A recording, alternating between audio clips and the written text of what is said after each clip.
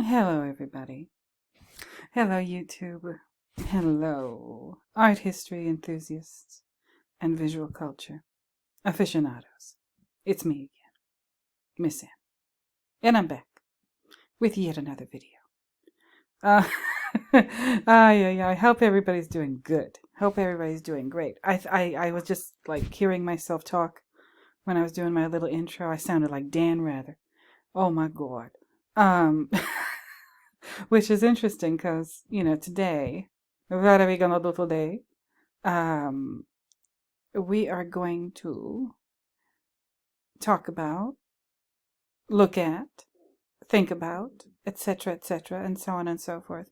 Full Metal Jacket. I'm going to do part 2 of Full Metal Jacket. I did part 1 a month ago, so I want to do part 2 today, and I've got it all queued up. We did the first 5 minutes last time. Going to do the second 5 minutes this time. And I don't know how long this video is going to be. Last time I did part 1, it was 1 hour and 4 minutes. But, I can't predict anything. There ain't no telling with me. And you should know that by now. But hope everybody's doing great. It's me, Miss M. I'm back with yet another video. And we're doing Full Metal Jacket today. You guys, it's November. It's getting colder here in Los Angeles, Southern California. I'm worried about like the traffic nightmare tomorrow when I go to work because there was that fire like underneath the 10 freeway and it runs right through downtown, and that's where I work. And oh God, I hope it's not a goddamn mess, but we shall see. I leave for work when it's still dark out, so it shouldn't be that bad. But ain't no telling. This is Los Angeles, and when there's a little problem with the freeway, they're going to redirect traffic on the 10 freeway. It's going to be a damn mess. But we shall see. It is supposed to rain this week, but it's still, doesn't mean we're out of the woods. Like I told you in one of my videos, that it was, I predicted that it would be boiling on Halloween, and it was. And it was. I was actually talking with Richard Tankard about it in the DMs on Twitter X, and he said it's like snowing in Chicago or in Illinois. I don't know if you live in Chicago, but it it it was like 80 degrees on Halloween down here. I said I knew it. I knew it. And here we are in November. It was 80 degrees today. On Sunday, November 12th, it was 80 degrees down here, maybe a little more. And then tomorrow it's supposed to be cooler. It's supposed to rain this week. I'm ready for turkey and stuffing. I'm ready. I'm ready for some good food. Hope you guys are doing okay. Hope everybody's doing great and enjoying autumn, right? I've been working on so many things lately. I've been working on work. So, yeah, I am employed. I have a job. I actually have 2 of them. And I don't know if I should count YouTube as a job, but it does take effort. Hopefully, I'm at 947 subscribers now. I'm very happy about that. So 53 more until I get to the 1,000 that I need to get monetized. Let's hope for the best. I hope I get it. I hope I get monetized before Thanksgiving. It would be great to start 2024 monetized, and hopefully with a new job. Right. I want to keep this other job. They've cut my hours, but I want to keep it. And I want to keep that job and have another job and do YouTube. I just want to do it all, y'all, honey. I just want to do it. I just want to do it all. And whatever. But you guys, it's fall. It's getting chilly down here, which is just so odd. We're just so used to such terrible heat down here in LA, at least me. I am going to talk about Full Metal Jacket. I've been doing Eyes Wide Shut lately. I've done part 1, part 2, and part 3 of my Eyes Wide Shut analyses, all involving hoes, don't you know? And I did my Kill Bill analysis, and I did like the CIA thing with regard to modern art or abstract expressionism. My Kill Bill analysis and my coffee break video about the CIA and art. Not nearly as many viewers as my Eyes Wide Shut videos. They're swiftly becoming my most popular videos. So I'm gonna be doing some Eyes Wide Shut stuff soon. Because there's a lot to talk about. Me and Gershom were kind of trying to hammer some stuff out in the DMs on Instagram about like the Ziegler character. Oof, I think like this, understanding the Ziegler character is integral to understanding like the entirety of whatever's going on in Eyes Wide Shut. Yeah, Eyes Wide Shut. That's even funny to say out loud, Eyes Wide Shut. But Ziegler is important because, like I talked about in this part 3 video, what is it called? The part 3 video. What did I name this thing? Why did Stanley Kubrick choose a book about sex and hoes? Yes, Traumnovelle by the dude, Arthur Schnitzler. Okay. There's something going on. And, as far as I know, reading the plot on Wikipedia with Traumnovelle, the dream story, there's no Ziegler character. There's no equivalent to the Ziegler character in Traumnovelle. So that means Stanley put him there. Stanley invented a character that wasn't in the source material, in the novel that the movie was adapted from. That means that character, if he wasn't in Traumnovelle, dream story, that means that it's an extremely important character because Stanley went to the trouble of creating that character. I've read some stuff, and like I was talking with you, Gershom, like I believe that there's a thread connecting The Shining, Full Metal Jacket, and Eyes Wide Shut. The Ullman character, the Sergeant Hartman character, and in Eyes Wide Shut, the Ziegler character. They all seem to be, I'll just say it. I mean, what is, there's no reason for me not to say it. They all seem to be Jewish. Or potentially Jewish. Like what we're gonna do FMJ today, and of course there's a lot of Sergeant Hartman in FMJ, at least the first part of the movie. Sergeant Hartman is an extremely important character in the original book source material by Gustav Hasford, The Short Timers. Sergeant Hartman is not named Sergeant Hartman in the Short Timers. His name is Sergeant Gerheim, Gerheim, which I looked up the last name. Yes, I did. That's what I do. I research.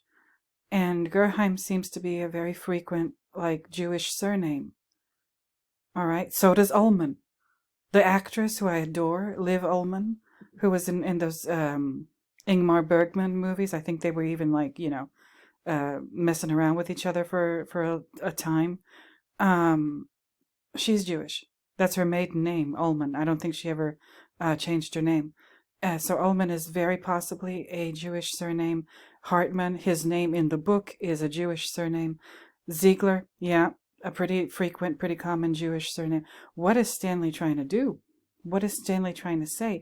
And all of these three male characters in these three movies, Ullman, Hartman, and Ziegler, they're all I get what would it, like the Linkin Park song, Point of Authority. They're the points of authority in each of those three films. And they happen to be either they just are Jewish and it's just never said out loud, or they're potentially Jewish.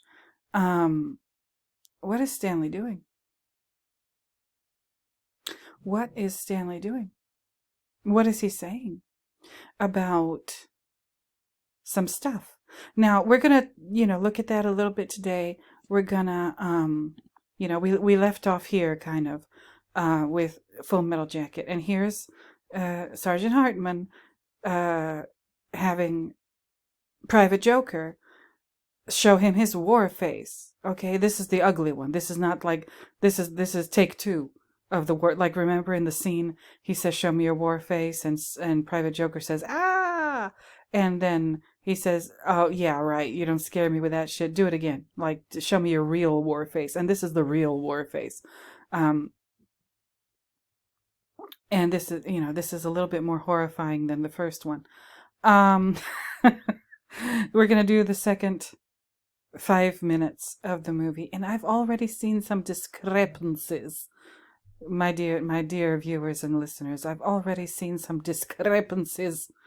Stanley did it again. Long story short, Stanley did it again. Ay, ay, ay. Oh my goodness. This man and his genius, Stanley Kubrick and his genius with regard to, his Richard and Tankard continuity differences. They're not errors. These are not errors. These are differences. These are deliberate things where Stanley has seeded his movies. I can't speak for all of them because I haven't seen every single last one, but I'm going to see every last one eventually. But the last three of his illustrious career, The Shining, Full Metal Jacket, Eyes Wide Shut, he seeded these movies with continuity differences, and this is extremely deliberate.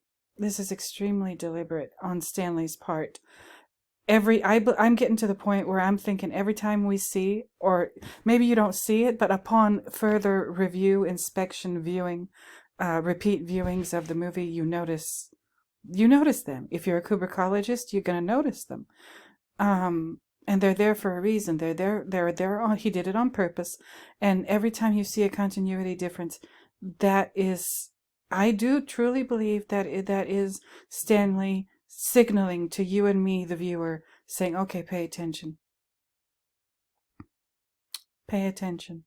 Whenever there's a continuity difference and you, the viewer, get to the point in your journey as a viewer where you become aware of them, that means Stanley's saying to you, pay attention. Whatever you're about to see is extremely important, and it says something about, like what me and Richard were working on, the unreliable narrator. So whoever's narrating the story is unreliable, and the continuity differences signal the unreliableness and like the reason why they're unreliable. Like what specifically about that character's psychology, mental state, what have you, makes them unreliable. What are that character's like prejudices? What are that character's prejudices, preconceived notions? What are that character's certitudes regarding life and living and the world and the way people work and the way things work in this world? That's what maybe those continuity differences signal to, or what Stanley wants them to signal to the viewer. So I'm going to talk about that today. Before I take my first coffee break, which I'm going to need one. This is heavy. This is a heavy movie. Like I said, every time I get through with this movie, I feel like somebody, like I feel like I've been through hell. Like I get a sick feeling in the pit of my stomach, no matter how many times I've watched this thing. Something terrible. Stanley is communicating something about life, specifically as it has to do with military things, war, armed conflict of whatever kind, that is absolutely sickening. And he nails it. He nails it. But let me do my church announcements. Then, you and me both, let's go fire up the percolator and let's get into this. So, yes, please do, good people. Please do go and fire up the percolator. Get you a cup of coffee. And returning viewers, thank you for returning. New viewers, thank you for being new. Subscribers, thank you for subscribing. I appreciate it so much. Like I said, how many? 947, you guys. 947 of 947 human beings. Because I don't use no bots. You can see that. Like, I didn't buy any subscribers. If I did, it would be more than 947 after over a year of doing this. That's for damn sure. So all of you are here because you want to be here. And I appreciate it so much that you subscribed. You hit the subscribe button. You wanted to be here. You're here. Thank you for being here. It means a great deal to me. Please don't forget to like, comment, subscribe, and share this video or any of my other videos that you like, if you know anybody who might enjoy them, with emphasis on liking and commenting. I love your comments. I love reading them. I love seeing how you react to the material. Not necessarily me. I know that I'm getting you to think about these things in your own mind, in your own way. That makes me very happy. I'm not trying to force any opinion on anybody. I'm just trying to get everybody to have their own opinion and think in their own way, in their own direction. That's what I'm here for. That's why. That's why. And by the way, hit that notification bell if you haven't already. Do that right now. Like the video right now and hit the notification bell for my channel right now so you don't miss any of my new videos after this one. And again, get your coffee, get your croissant, get your your Danish, your cinnamon roll. I haven't had a cinnamon roll in ages. I maybe I should make some for Thanksgiving. Who knows? Your pumpkin squares, your pumpkin spice flavored everything. Maybe you got some Swiss Miss cocoa.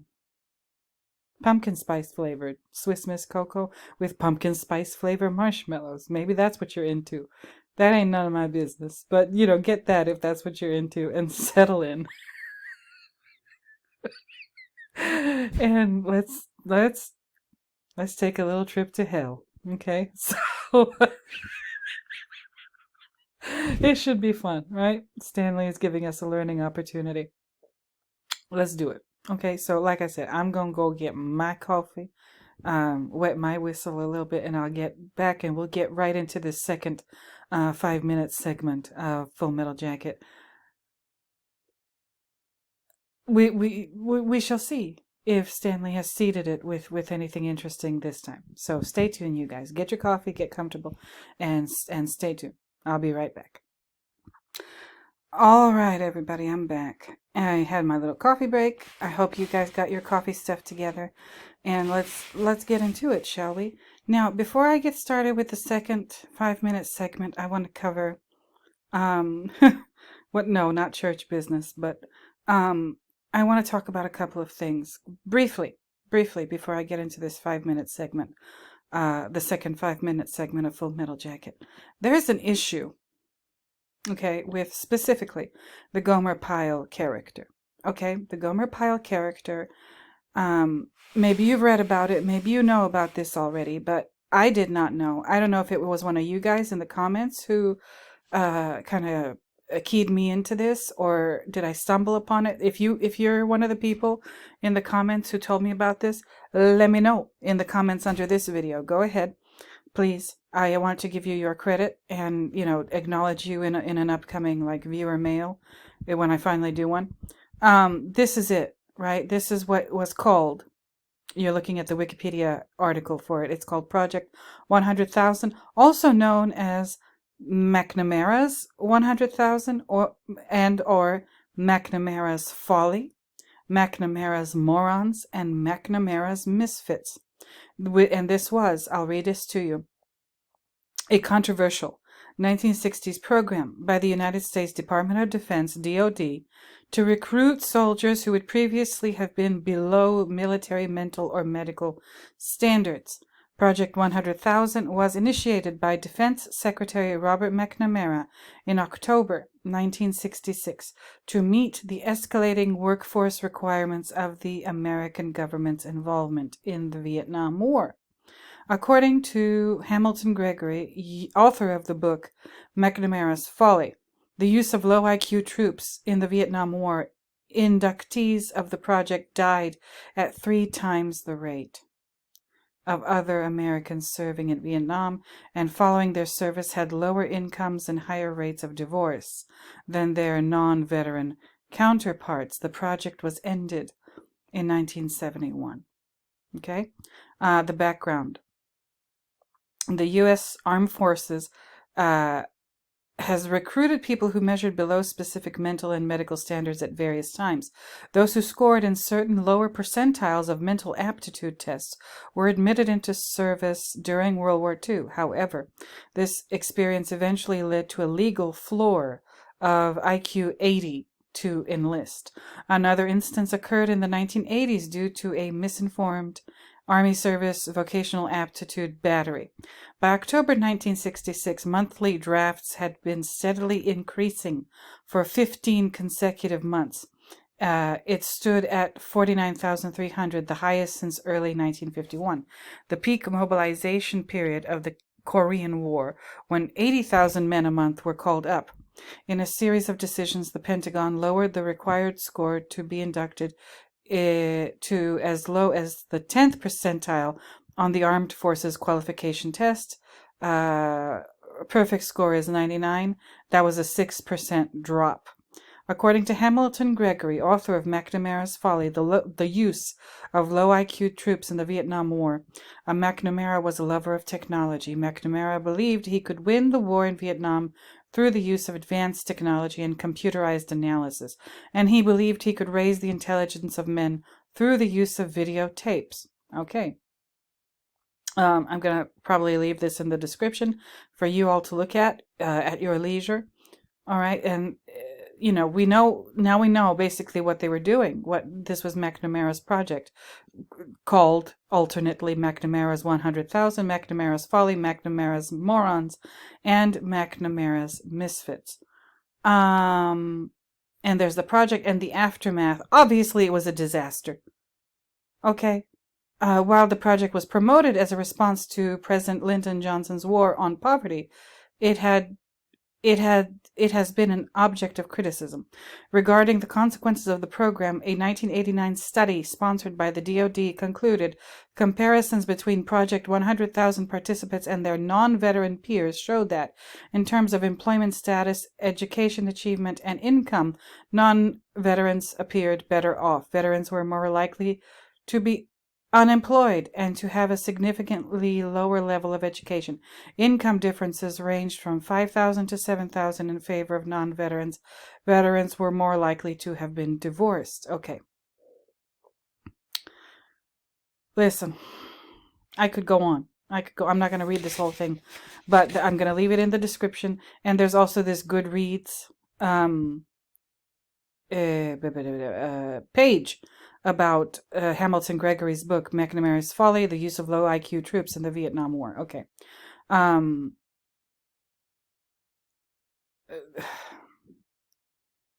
This is unbelievable. This is unbelievable that this was a thing. This was an actual bona fide certified thing. Now, this book was published in, I believe, first published June 2015. Okay. This is crazy. It says the last line of this summary says this book tells the story of the men caught up in McNamara's Folly. Well, maybe this movie tells the story too. That's what I'm saying. Okay, and the very obvious character in the movie that is probably there because of McNamara's Folly is the Gomer Pyle character, Private Pyle. But wait a minute. People, I'm having an idea. What if it's not just Gomer Pyle? What if it's not just Private Pyle? What if Joker is there because of McNamara's Folly too? And how can we tell the difference? How can we tell the difference? We're being, like I said, me and Richard, we've been hammering away at this unreliable narrator thing. And the narrator of Stanley Kubrick movies, the character that we're supposed to be seeing the story through that character's perspective, they can be unreliable for a whole bunch of reasons. Okay? Like the Jack character in The Shining. Why is he unreliable? Or Wendy, why is she unreliable? We haven't come to, I don't think anybody ever will, but we're trying to figure out what's their thing? What's their deal? They're unreliable, obviously. But why? It's not easy to figure that out. With Joker in Full Metal Jacket or Bill in Eyes Wide Shut, they're both unreliable. Why is Joker unreliable? I believe Joker is unreliable. I believe Joker is unreliable. And is that maybe why? Does he have kind of a low IQ? And we're being told the story through his perspective. So if obviously he's not going to think of himself as a person who has a low IQ, but maybe he does. Maybe that's just me. I'm just putting that out there as a possibility. Maybe that's what's going on with the Joker character, because I read you in prior videos about, when I was trying to get ready to do a Full Metal Jacket series. I read you all that stuff about Gustav Hasford and like the kind of bullshit that he got into and the trouble that he got into, freaking stealing library books and shit. Like, does that sound like a well person? Like, why would you even go to the trouble of stealing a library book? And it wasn't like one book. No, it was like a bunch of them. I forget how many, but it was like hundreds, it seemed like, if I'm not mistaken. Hundreds of library. He was just stealing library books. And that sounds like somebody who's got a problem. Some kind of issue with their, I don't know, intellect or psycho. Maybe it's not. Maybe McNamara's Folly wasn't just about people who like scored low on IQ tests. Maybe it's just people who are unreliable, like they're mentally not stable.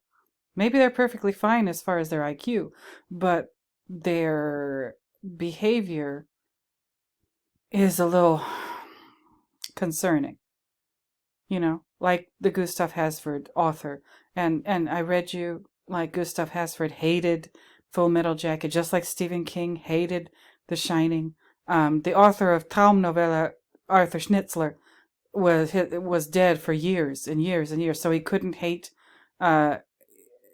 Eyes Wide Shut. But like I said, I need to look at Frederick Raphael.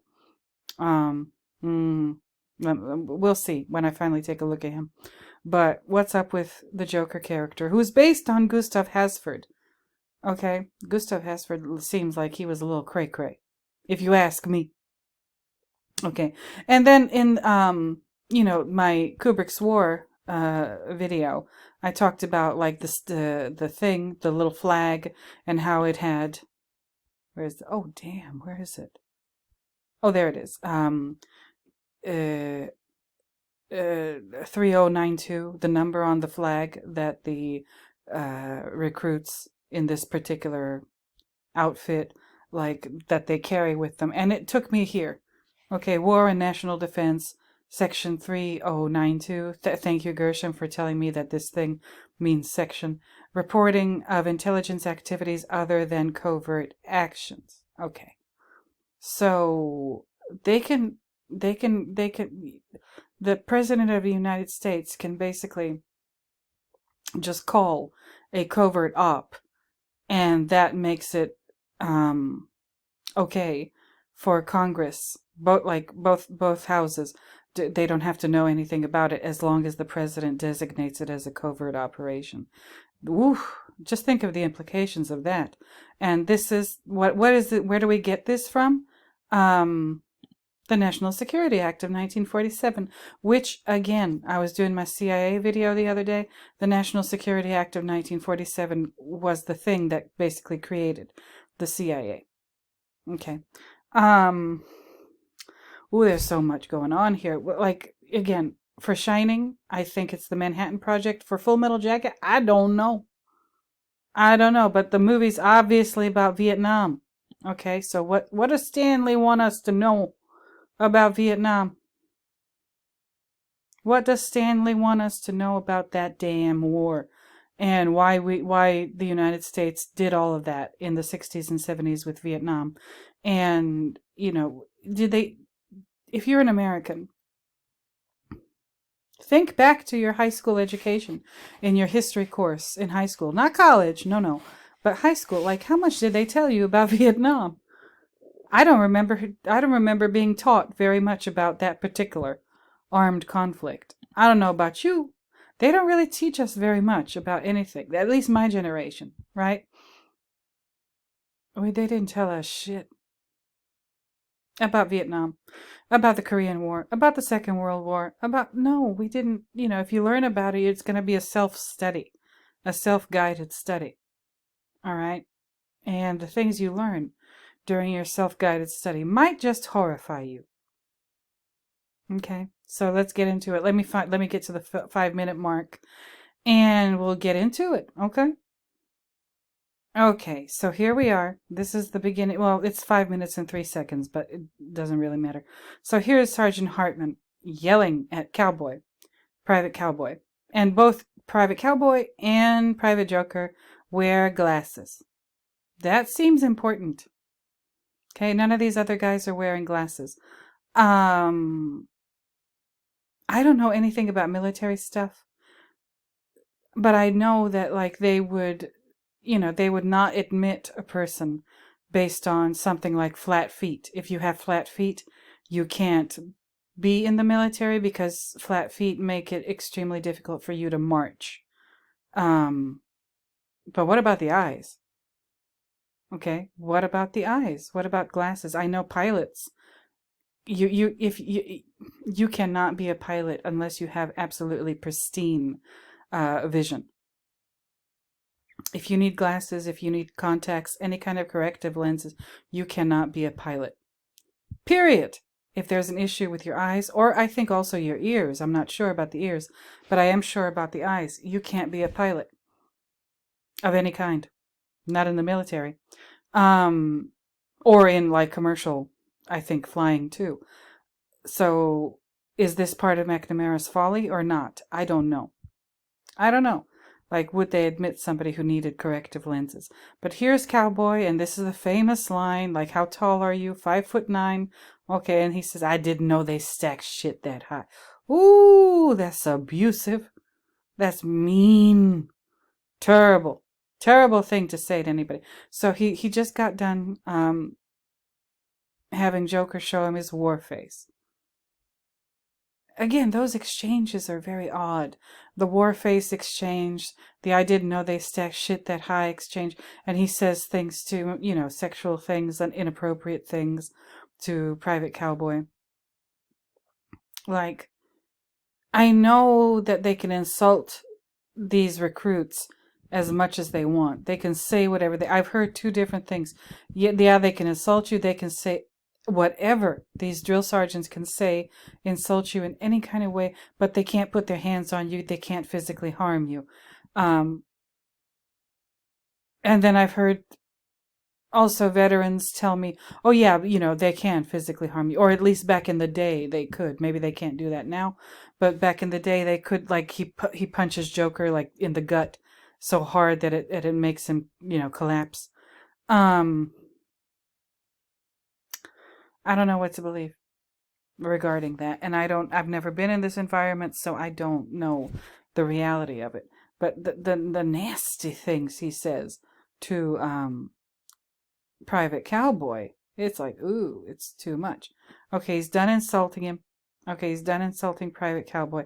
Now, should I keep an eye on this? Look at this. So it's Private Cowboy, this guy, and Private Pile.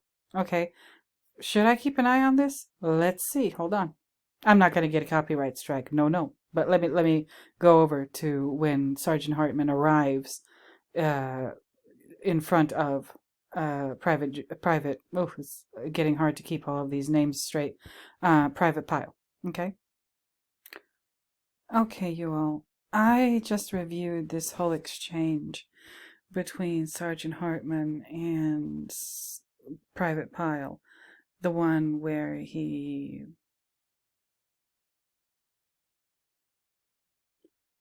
tells him to choke himself and the whole thing. Up until this point, up until this interaction with Private Pile, it's a comedy. The first 5 minutes of this movie are a comedy. And then there's this interaction, first with Joker, then with Private Cowboy, and then with Private Pile. And each of those interactions between the sergeant and the private, it just keeps getting darker and darker with each one. So the Joker one was pretty bad. He got socked in the stomach. And the war face thing. Okay. Then he goes to Private Cowboy and insults the living shit out of him and says just really inappropriate sexual things that don't make sense. Okay, that's what, people laugh at this part of the movie because of the stuff that Sergeant Hartman says, but they don't make a whole lot of sense. Like, okay, if you're going to insult somebody and, maybe toughen them up by insulting them, you could choose all kinds of stuff to insult them. You could insult their intellect, you could insult their appearance, you can insult the way they walk, the way they talk. But why in the world are Sergeant Hartman's insults so very kind of weird, dark, twisted sexual things? Okay, like I can't remember because it's so rapid fire, but does he tell Cowboy or Private Pile that he could, suck a golf ball through a garden hose? And he asks each of them, like, do you suck dicks? Like, what the fuck? That's weird. And that doesn't say anything about the privates. It says something about Sergeant Hartman, that's like always on his mind. You know what I mean?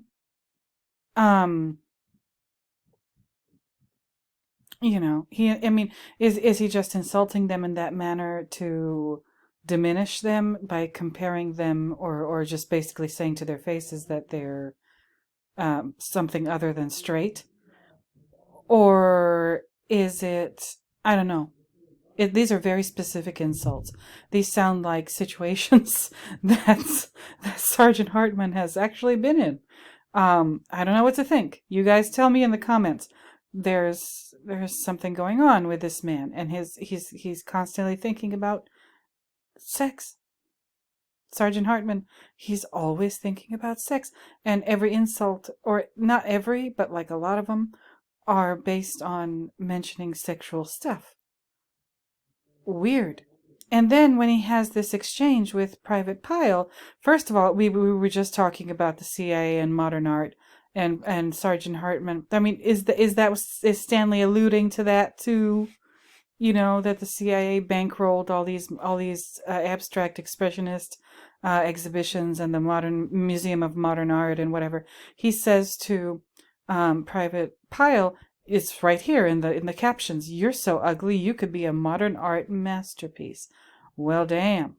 What you trying to say, Stanley? That's one thing. And then he says, "Oh, did your parents have any children that lived?" Oh yeah, he says to Pyle, "Bullshit, I bet you could suck a golf ball through a garden hose." Lord. That's just, I don't know. Again, if you've been in a military situation, tell me, is that normal? Is that normal to say things like that to them? I don't know. I don't know what to think at this point. This is dark. This part is extremely dark. And of course, I was watching the scene. I watched this whole exchange between these two like maybe 5 or 6 times while I was paused. And I was looking for continuity differences. Yes, I was. Couldn't find any. I was thinking maybe he switches this guy out, the guy in between, the guy in the bunk next to Private Pile, this one closest to us. Maybe he switches out him with somebody else. No, he doesn't. He's after we turn our attention to Pile, we're focused squarely on him. Look at this. Look at this. He makes him get on his knees, and he says, Sergeant Hartman has an issue with the fact that Private Pile grins. He seems to have this smile on his face that he can't get rid of, and Sergeant Hartman gets rid of it. He makes Private Pile choke himself, which, if you've watched the movie, I'm not going to show you here, but watch the scene. It's disturbing. It's disturbing on so many levels. Like, why would you do that to somebody? I mean, again, I'm not going to get into details or specifics, but if you're a grown-up person, you probably know what I mean. Um, oof, wait a minute. You know, this is the kind of scene that you would see in maybe a very specialized kind of porno movie, or a situation, sexual situation. Why is it happening here? I mean, Stanley cannot have not been aware of that when he was constructing this scene with the choke yourself thing. Um, and the implications of that. Oof. What is Stanley saying? What is Stanley saying? That the military and the way that these recruits and soldiers are treated, there's obviously, an authority figure, Sergeant Hartman, and who more or less seems to have free reign of how he can speak to and treat these recruits, even to the point of doing like really gnarly, really questionable ass stuff, like, making Private Pile, quote unquote, choke himself. Um, Again, I'm not going to go into detail. I mean, I know my channel isn't necessarily family friendly with the stuff that I discuss, but like I can't go all the way over there. I really can't. I really I really can't. But if you know what I'm talking about, then you know what I'm talking about. This is creepy. This is no longer a comedy at this point. This is disturbing. The choke yourself scene is disturbing. And what's interesting is look at what Stanley does. Look at what Stanley does. Um, Hold on one second. Let me just focus it perfectly for you. Okay. Um, Again, I'm not going to show you the action or anything, but look at this. He places Vincent D'Onofrio's head just right in the center of this square window. Again, squares mean something here, and particularly this kind of square with these windows. It's a square within a square. Okay, it's a square within a square. So this means something is being built here. Something is being constructed. Um, and if you do maybe just a little bit of reading about postmodern thought, whether it's philosophy, art, whatever, there's this idea of, since we got people talking about The Shining that mention things like surrealist art and Rene Magritte's pipe and whatever. Okay. All right. But like with regard to postmodernism, um, I think that Stanley definitely qualifies as a postmodern filmmaker. Uh, and he is definitely, because what does one need to do in order to qualify as a postmodern artist? Other than just being alive and creating art during that time, challenging language and challenging structures, as far as how, not necessarily buildings. The building is just the metaphor for what's going on, what the postmodernists were trying to achieve. Building, architecture, structures in general. And the postmodernists urge us to re-examine the structures that surround us in our daily lives and that have been there. They're there as a result of history. They're there as a result of many, many, many, many years, centuries of the people who ran things, running things. That they're a result of that. And those structures, we need to cast them off. We need to say no to them. We need to, as hard as we can, we need to try to ignore them. And this square represents those structures. This square represents, it might even represent history itself and the burden of history and the limitations of history and the mistakes of history and the lessons that we haven't learned from history, even though allegedly they teach it to us in school. Okay. That's what this square represents. And Private Pyle being choked by Sergeant Hartman is a really good visual metaphor for history and culture and art and education and science and everything that we think has been all this progress, not really being much progress at all, because still to this day so many people die needlessly from all kinds of things, not just war, but also preventable disease and faulty design of household products. Even like there's all kinds of shit in your home that could kill you, and that's all a result of the people who have run things in this world since day one, not giving a shit about people. So because we have the internet now and technology like that, we think that we've made a whole bunch of progress. No, we haven't. No, we haven't. That technology we have now is being used to do the same thing that whatever technology they had 3,000 years ago was being used to do. The aims, the ends of the people who run things are the same. They haven't changed. In thousands of years, they haven't changed. That's what I believe that Stanley is saying, especially with a visual like this one. And then here's his arm. Here's Sergeant Hartman's arm with his military insignia on this.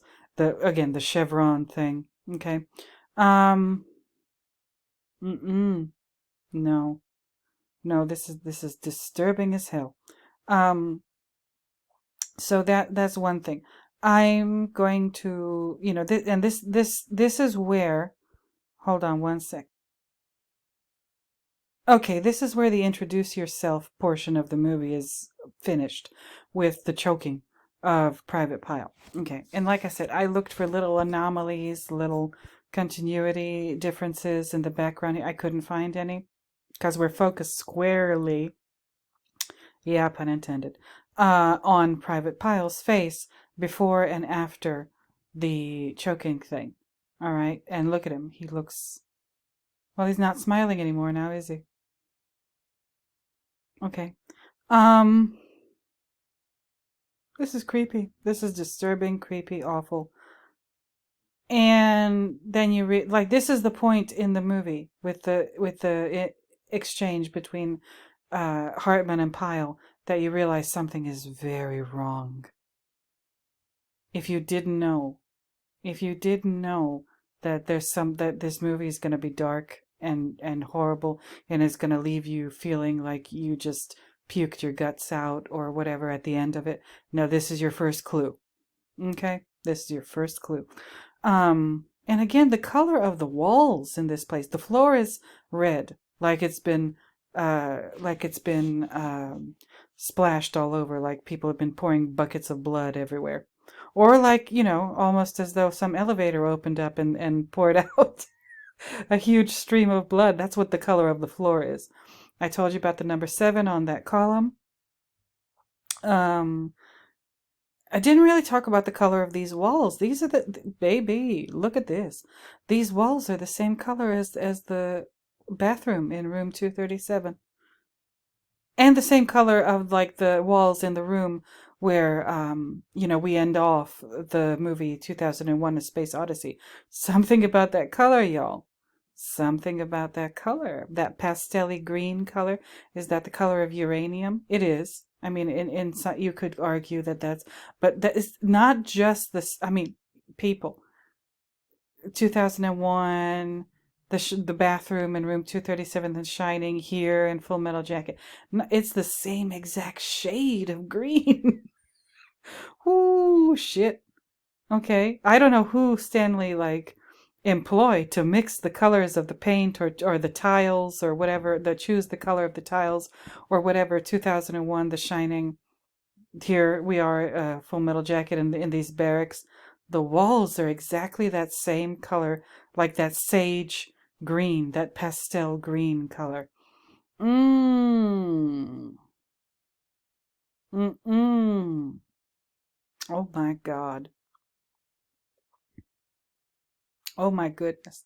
Okay, so that's what's going on. He says to Private Pyle, like, yeah, I will definitely fuck you up. Ooh, you know, my goodness. My goodness, what is going on here? It's dark and deep and creepy and disturbing. It's disturbing, and it's meant to be that way.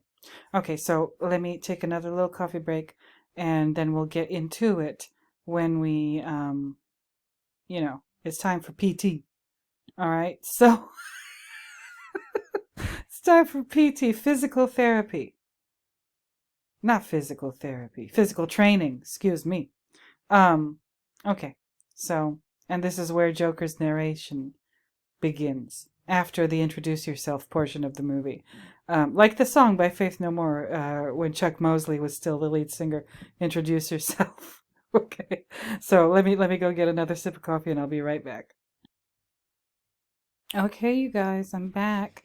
I had my little coffee break. They've been extremely necessary for this video because for some reason I'm having trouble with this subject matter. I'm having trouble processing it. It's a lot. It's a lot. But I've already, since we're looking at this, right after the choking scene, we cut right to this, the PT, okay, physical training. And here's Sergeant Hartman just yelling at them while they're jogging, whatever. And again, I've already covered this flag 3092. Already talked about it in this video. Already talked about it in the Kubrick's War video. So look that up if you're interested.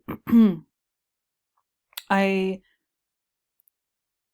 felt it was necessary to talk about it because Stanley Kubrick felt it was necessary to show us this, the 3092. He chose that number.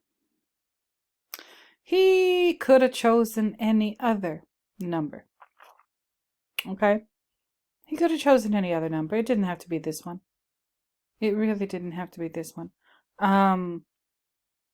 But he chose that one. And I believe it means something. Doesn't mean what what my Google search told me it means. I don't know. That's just what I've put up, and if it's wrong, I apologize, and if it's not wrong, you're welcome. I don't know how else to characterize that or express that. So this is just them running, and this is where Joker's narration begins, and he says, this is Paris Island.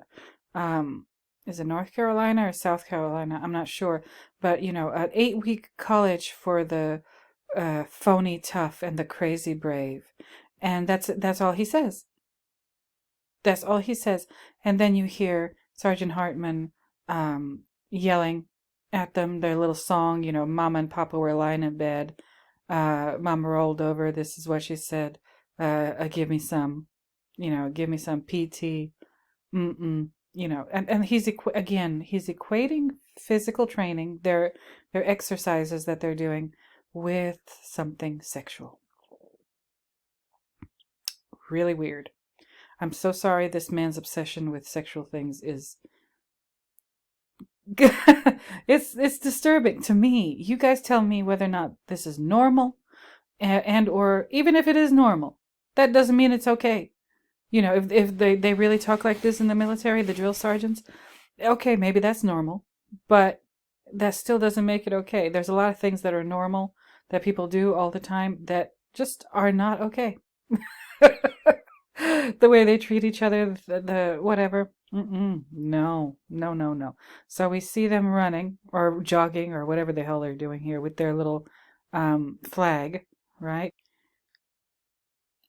And then right after that running scene or the jogging scene, we get this. Up in the morning with the rising sun, gonna run all day till the running's done, and we see, the little flag they're carrying is red, and then look at this. Look at this. It's Paris Island, South Carolina, by the way. But look at this. Look at this. The way. I don't know if this is. I mean, I assume it's sunlight near the end of the day. This gorgeous red sky, and this is people. Is Stanley borrowing from William Friedkin in this particular scene, with this gorgeous red sky and the sun. This is very, very, very reminiscent of The Exorcist. Okay, the original one, The Exorcist, with Ellen Bernstein and Linda Blair and all of them. This reminds me so much of the beginning of The Exorcist, where we see that gorgeous sun and the red sky and everything. Again, he's playing with the red again. He's playing with the color red again. Why, I would love to know. But again, is it the same reason he plays with the color red in The Shining?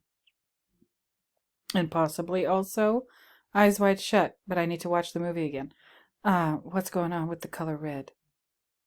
Is that just the color of blood? Are we, if we're watching a Stanley Kubrick movie, are we supposed to think of blood every time we see the color red? I don't know. I really don't know. But here it is again. Okay, and they're doing their exercises, climbing these nets or whatever they're doing. Oof, this looks exhausting to me.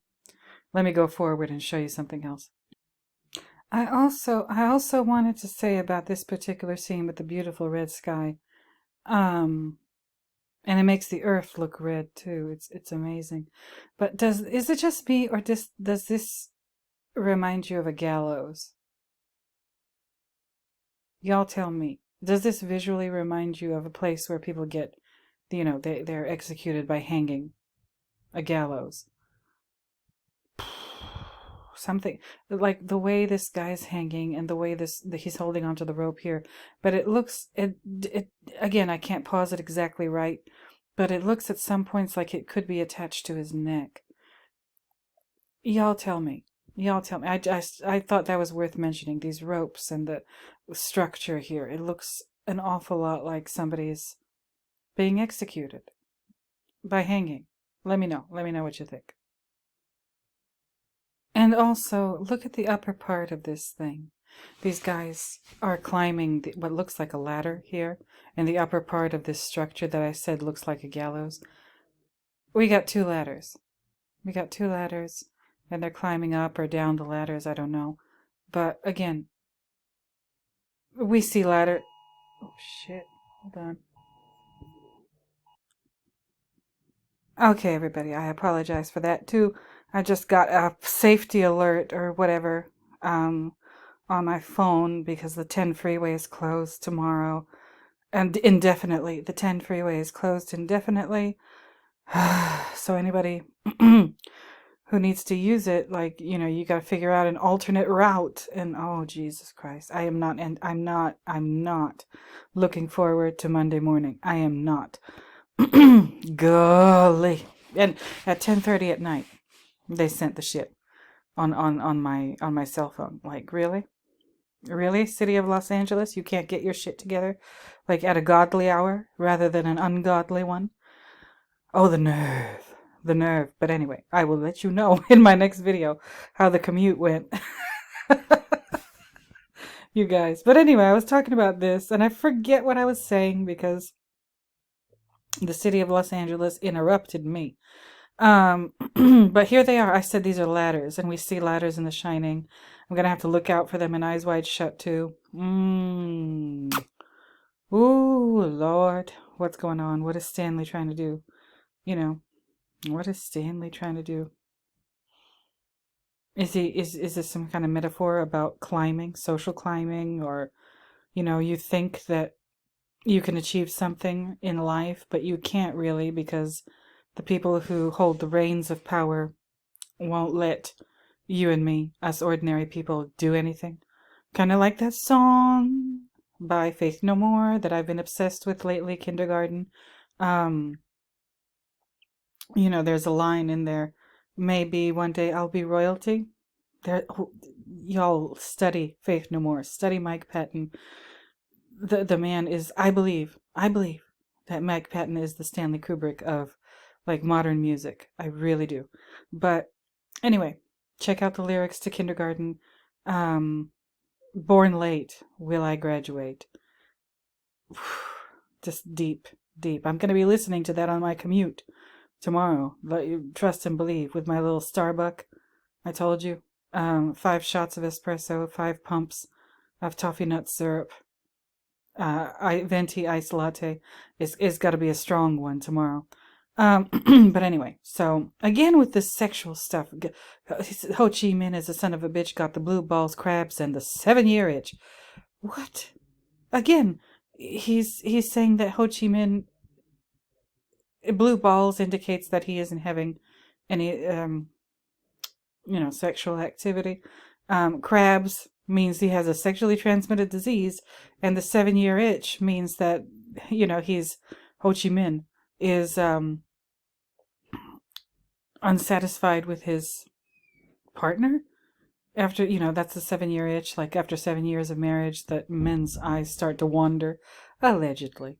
But that's what this song is telling us. My God. Okay, you guys, I'm back. My equipment was being really messy, so here we are back, and we went from the ladder scene with the beautiful red sky. We went from that to this, and they're marching, and again carrying this red thing, this red flag, and then we have all of these recruits marching with their rifles, and here's in the front. Over here on the left is Private Cowboy, and then right behind him is Private Joker. Here is Private Pile. Okay. And then look closely when you're watching the movie. I might be able to show you now. I don't know if I'll be successful. Look at the people standing behind Private Pile. Okay. This is going to be another abuse scene. So first instance of abuse of Private Pile was the choking thing. Okay. And then this is the next one. So hold on. Okay, everybody. Okay, this is as good as I can get it.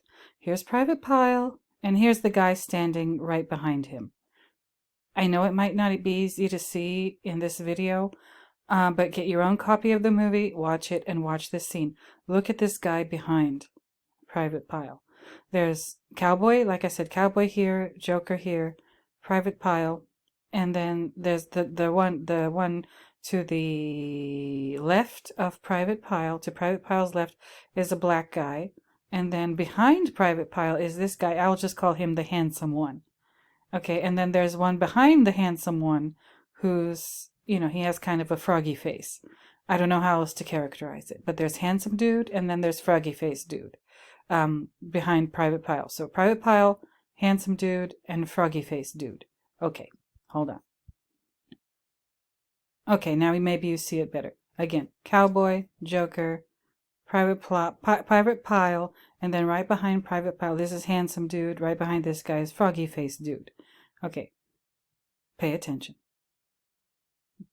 We got another continuity difference coming up. Okay, hold on. Okay, so they've come to a complete halt, as you can see. Like I said, Cowboy's right here. Behind him is Private Joker, Private Pile, handsome dude, froggy face dude, and they're gonna do the thing where they switch which shoulder the rifle is resting on. So he says to him, he as you can see in the caption here, it says Sergeant Hartman is saying to them left shoulder, and then they're supposed to do it. Okay, and Private Pile makes a mistake. Okay, so hold on. As you can see, they all did it. They all put their rifle on their left shoulder. Private Pile is putting his on his right shoulder, and he quickly tries to correct it. Okay, so here comes Sergeant Hartman in a huff, as usual. And he says, look what he says. He says, Private Pile, what are you trying to do to my beloved corps? To his beloved corps. He loves this shit. I don't know why. I guess he's dedicated his whole life to it. He has no choice but to love it now, does he? But he says, Private Pile, what are you trying to do to my beloved corps? And he doesn't call him by his name. They're from that point, from that scene in the barracks onward, they all have a new name. Private Cowboy, Private Joker, Private Pile. Oh, okay. And we see Private Snowball. Okay, and I don't know if we hear anybody else's name or their new name, right? They get a new name when they enter this horrible thing, this horrible place. They're no longer, they no longer have the names that their parents gave them. No. Private Pile, Gomer Pyle. Oh, really? Okay. Private Cowboy, because he's from Texas. Private Joker, because he thinks he's funny. Okay, and again, look, this is the line. There's Pyle, and then there's Handsome Dude. This guy is undoubtedly handsome. And then the guy standing behind him, he's not ugly or anything, but he's not nearly as handsome as Handsome Dude, so I call him Froggy Face. But you'll see what I mean in a minute, why I'm pointing this out and why I'm emphasizing this. So hold on a second. Okay, here we are. This dude behind Private Pyle, now that we've switched perspective, is not the same guy that was behind him before we got this close-up. What are you trying to do to my beloved core? Pyle says, sir, I don't know, sir. And then Hartman says to him, you are dumb, Private Pyle. And this is not the same guy. We have a switch. Is that what we need to look out for in this movie? Is that what we need to look out for in this movie? Every time, at least in this part of the movie, every time Private Pyle gets abused by Sergeant Hartman, is there going to be some kind of continuity difference? Is that what's going to happen?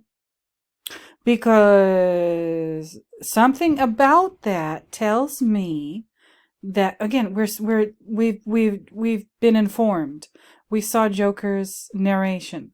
He says, oh, Paris Island, South Carolina, home of the whatever, an 8-week college for the phony tough, or whatever he says. Okay, he says like one line and that's it. But that's Stanley telling you that you are seeing this story through Private Joker's bespectacled eyes. And he happens to be wearing glasses that have gold frames. Cowboy does not have gold frames. Joker does. So we're seeing this through Joker's eyes. Through Joker's the narrator. And I believe, I don't know how you feel about it, Richard, Tankard of Tales, but I think that Private Joker is unreliable. Because every time, so far, this is instance number 2. Every time Private Pyle gets abused, verbally or otherwise, by Sergeant Hartman, there's some kind of shift. That means that, we're led to believe in this part of the movie that Private Joker is like Private Pyle's only friend, when it might be quite the opposite. It seems like Private Joker has the largest amount of contempt for Private Pyle. And again, Private Pyle is there possibly because of McNamara's folly. Okay? And like I said, I asked the question earlier. I put it out there. I said, is maybe Private Joker there for that same reason? Is he part of McNamara's folly? Just because we're being told the story from his perspective doesn't mean that he's reliable.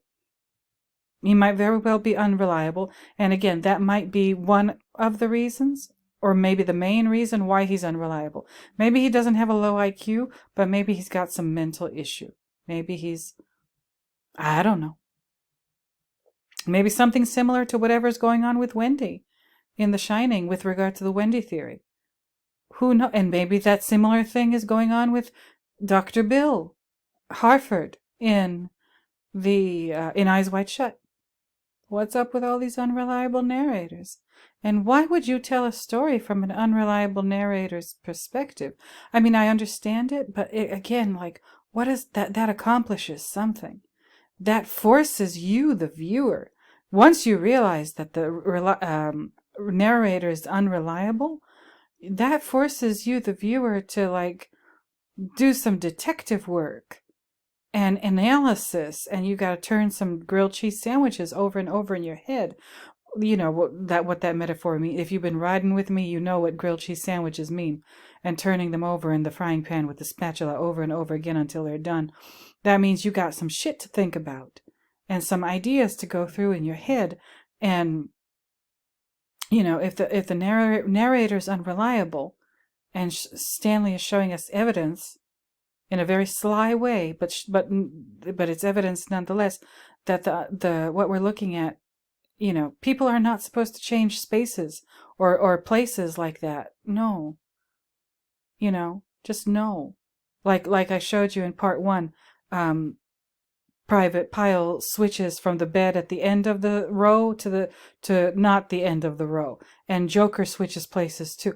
Like go ahead and watch part one if you want to, but he's doing something similar here. This guy, I call him Froggy Face.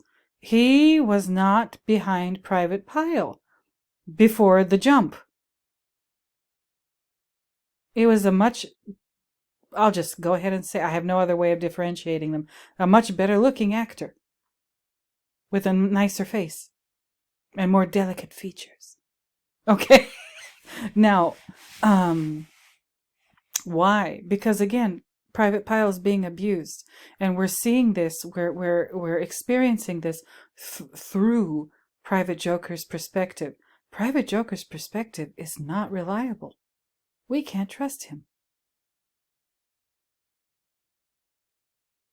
So that leads me to believe, is Private Pile really being abused?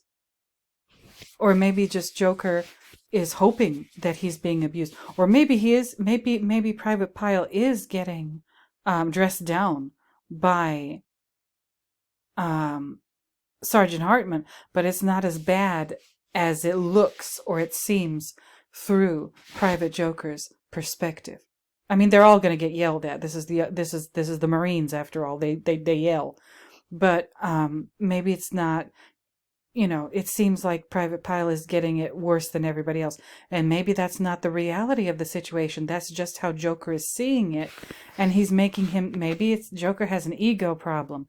He wants to feel better about himself, and he's one of those damn people who cannot feel good about themselves unless something horrible is happening to somebody else. How can I be up here if you're not down there?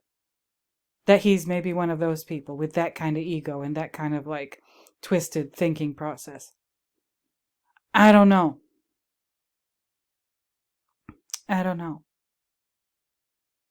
Y'all tell me. So, and when you watch this movie, look at, again, I call him Froggy Face. He's not a bad looking man, but I just, compared to the guy that was originally behind Private Pile in the beginning of this scene, no, just no.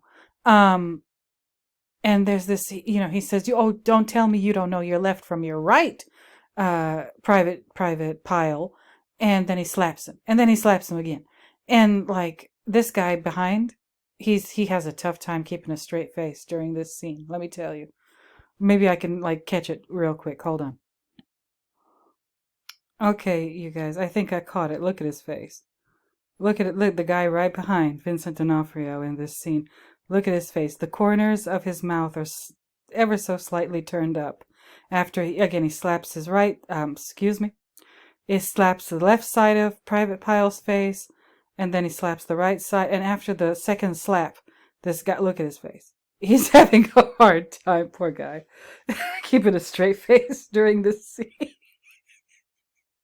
Oh my goodness. And you know what I might have to post in the community tab? There's interviews with Matthew Modine and Vincent D'Onofrio and the guy who played Rafterman and the guy who played 8-Ball. And they're talking about what Stanley Kubrick expected from his actors. And it's good. There's 2 of them that I found, and I've got them on my watch later just so I could save them. I'll put them on my community tab so you could watch them. All of them. All of those people that they interviewed from Full Metal Jacket, they were yeah, Stanley Kubrick did not give you any direction if you were actor in one of his films. He just expected you to know how to do your job. Whoo! Lord Jesus. Listen, Stanley sounds a little bit, like I said, he was probably Sergeant Hartman, at least a little bit. He's I can't tell you how to act. You're the actor. You should already know how to do that. And he would just, that's why that's the story. That's the explanation why Stanley Kubrick wanted so many takes, because these actors were, a little irresponsible and a little lazy or whatever, and he'd be like, "Okay, we're gonna keep doing it until you get it right." Oh, oh, the shade. Oh, the shade. Oh my goodness. So, like, that's where the 100 takes thing comes from, because these actors were not ready. Okay. Um, I don't know.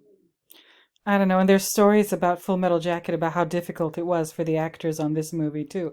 So if people think that he just, if it, I don't believe he abused Shelley Duvall, but the people who think he abused Shelley Duvall, like, have they talked to the guys who did this movie? Vincent D'Onofrio, Matthew Modine, Rafterman, Eight Ball, whoever else they interviewed for those things. Like, they have stories to tell too.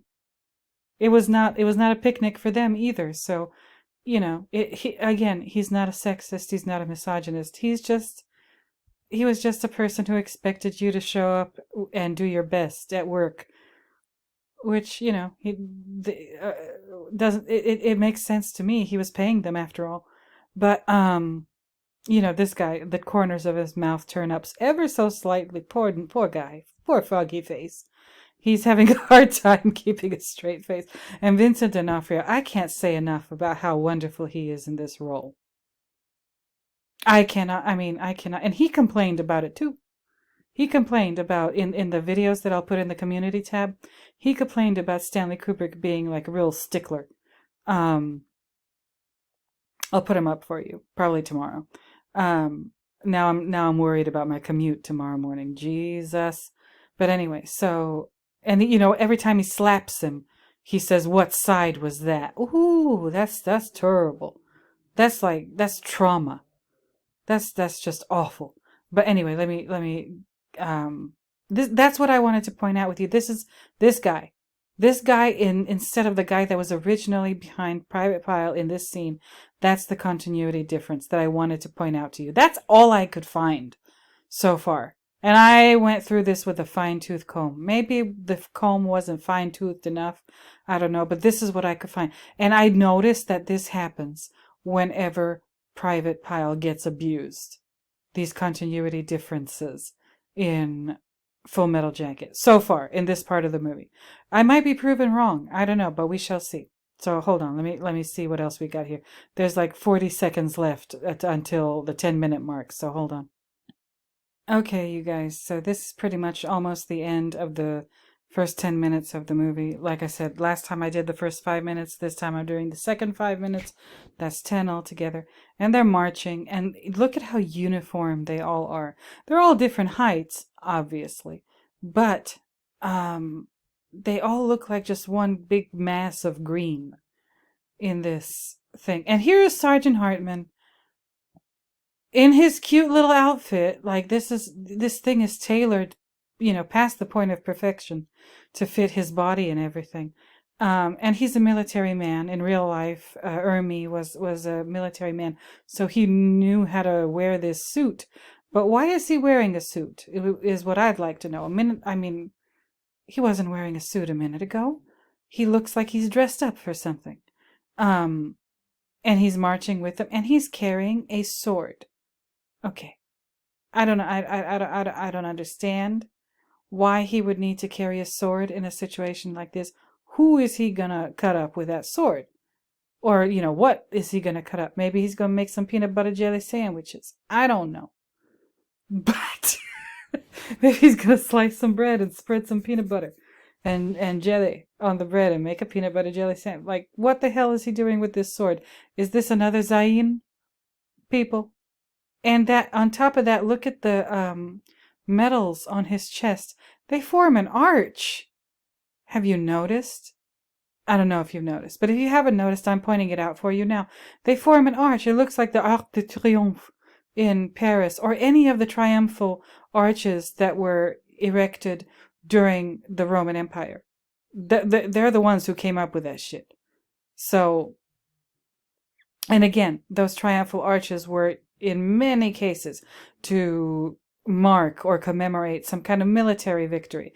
And here's one, again, eerily reminiscent of a triumphal arch on Hartman's chest, right on, when you say the Pledge of Allegiance, again, for those of you who are not American who are watching me, you put your right hand over your heart, and that's usually, the left side of your chest. I know your heart is really more towards the middle, but no, it's you put your hand on the left side of your chest.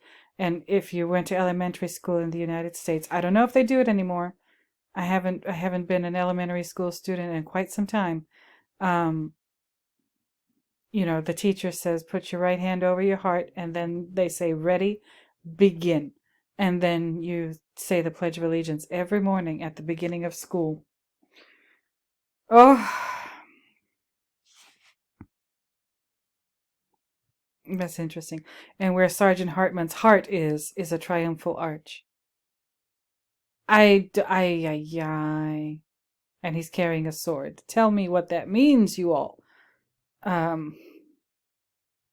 don't know. I can't help but notice stuff like this, But anyway, let's keep it moving. Let me show you the last tail end portion of this. Okay, here we are. I showed you. Here it is. There's poor Private Pyle suffering. Okay, he's got his hat on backwards. He's got his pants pulled down. You can see his boxers. His shirt is buttoned up. He's sucking his thumb, and he's carrying his rifle with, the part where the bullet comes out of facing downward. Oh, this is supposed to be some kind of punishment. Is this just because he couldn't tell his left from his right, allegedly? I don't know. Or is there something else that happened? I don't know. Why are his pants down? So they're making him, Sergeant Hartman, who probably is the one who assigned this punishment to him, is making him look like a scared, confused child with the thumb sucking and everything. I don't know. I just don't know. I don't know. This is terrible. And again, where is...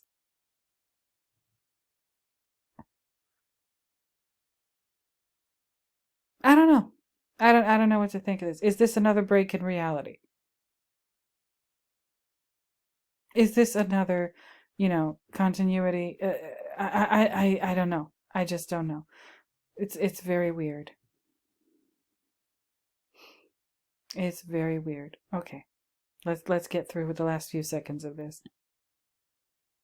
Okay, you all. That's it. That's the end of the 10 minutes. The first 10 minutes of the movie, second 5 minutes of the movie. And this is kind of interesting. It ends with, we see the 7 behind him again at the top of the column. Again, what is that there for? Why is there a 7 there?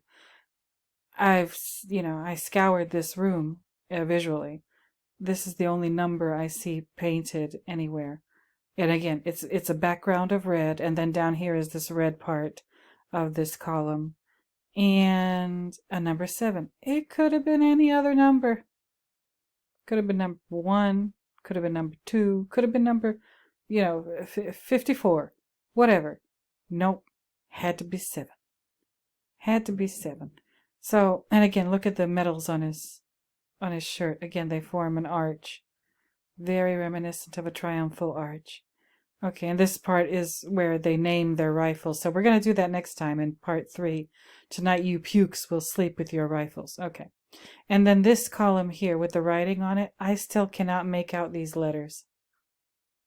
I'm going to try, though. I'm going to try. So you guys stay tuned for that. I'm about done with part 2 of my visual analysis of Full Metal Jacket. I had all kinds of interruptions tonight, Lord. But, I hope you enjoyed it. I hope you saw something yourself or got to think about something in the process. So, I guess that's that for this one. Can't wait for your comments. Can't wait to read what you have to say.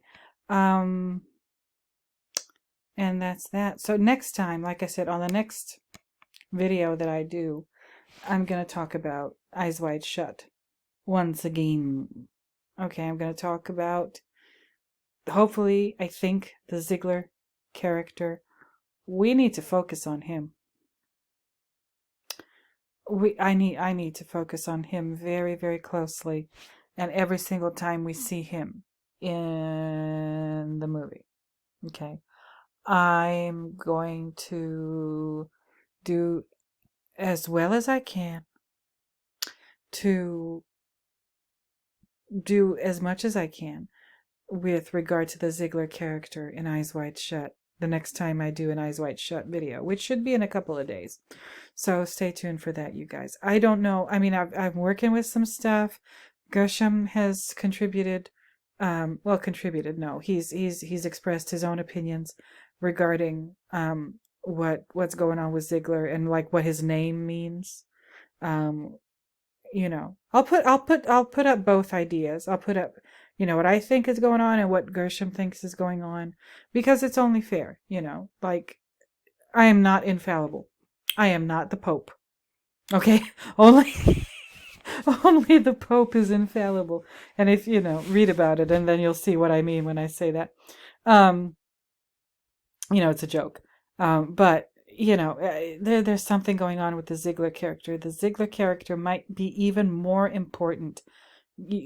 I don't know. I'm just putting this out there. I think I'm toying with this idea. The Ziegler character might be even more important than Bill and Alice. Or like Bill. Bill is our unreliable narrator in Eyes Wide Shut. Ay, ay, ay. Because Ziegler is...